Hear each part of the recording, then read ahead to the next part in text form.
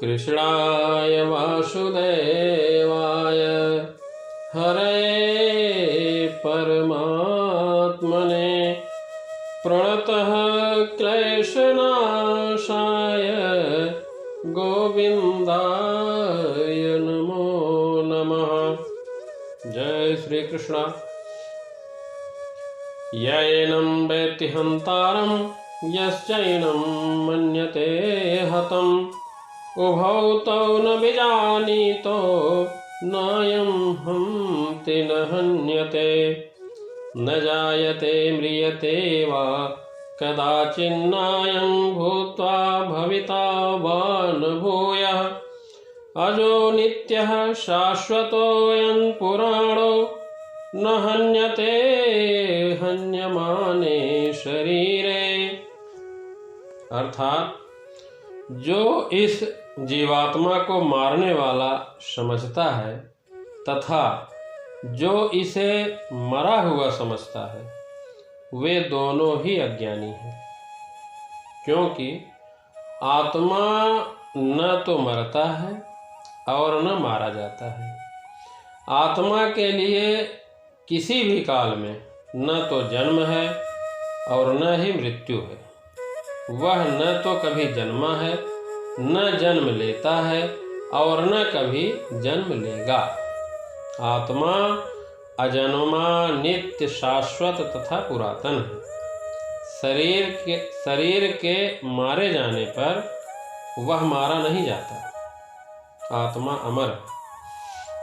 देखिए, जब इस शरीर को किसी घातक हथियार से चोट पहुंचाया जाता है तो यह समझ लेना चाहिए कि शरीर के भीतर की आत्मा मरा नहीं।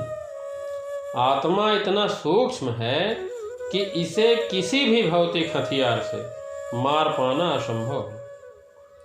न ही जीवात्मा अपने आध्यात्मिक स्वरूप के कारण बद्ध है जिसे मारा जाता है या जिसे मरा हुआ समझा जाता है।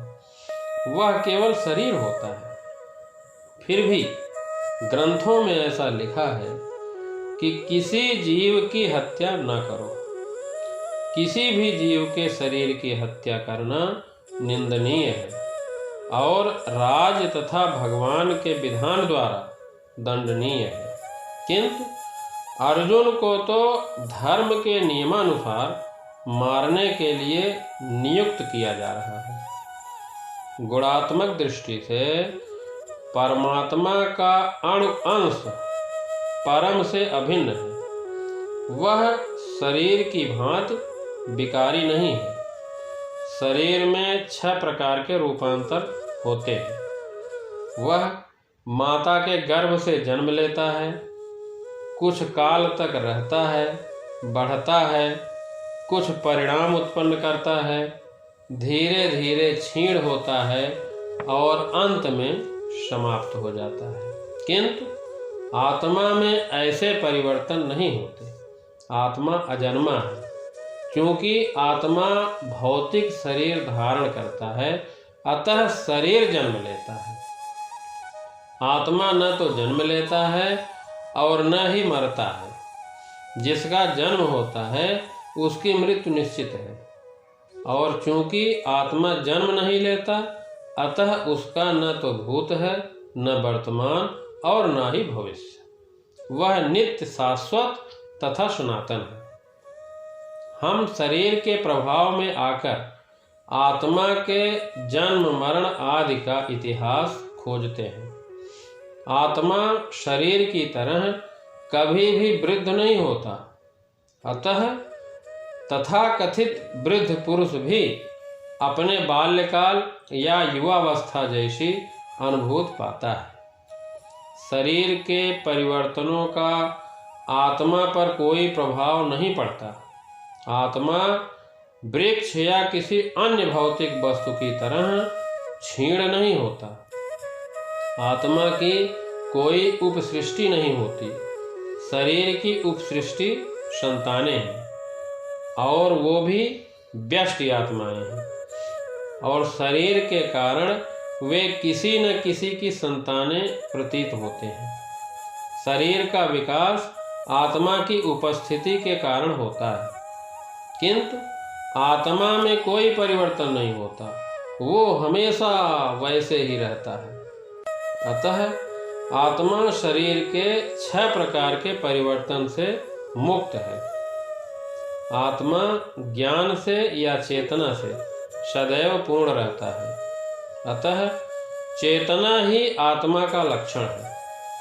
कभी कभी हम बादलों या अन्य कारणों से आकाश में सूर्य को नहीं देख पाते, किंतु सूर्य का प्रकाश सदैव विद्यमान रहता है। अतः हमें विश्वास हो जाता है कि यह दिन का समय है। प्रातःकाल ज्यों ही आकाश में सूर्य प्रकाश दिखता है तो हम समझ जाते हैं कि सूर्य आकाश में है। इसी प्रकार चूंकि शरीरों में चाहे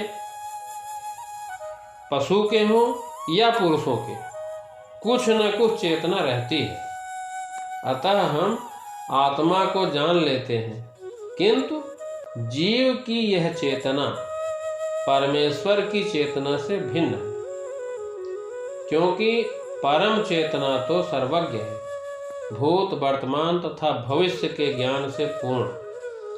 व्यष्ट जीव की चेतना विस्मरणशील है। जब वह अपने वास्तविक शरीर को भूल जाता है तो उसे ईश्वर के उपदेशों से शिक्षा तथा प्रकाश और बोध प्राप्त होता है, किंतु ईश्वर विस्मरणशील जीव नहीं है।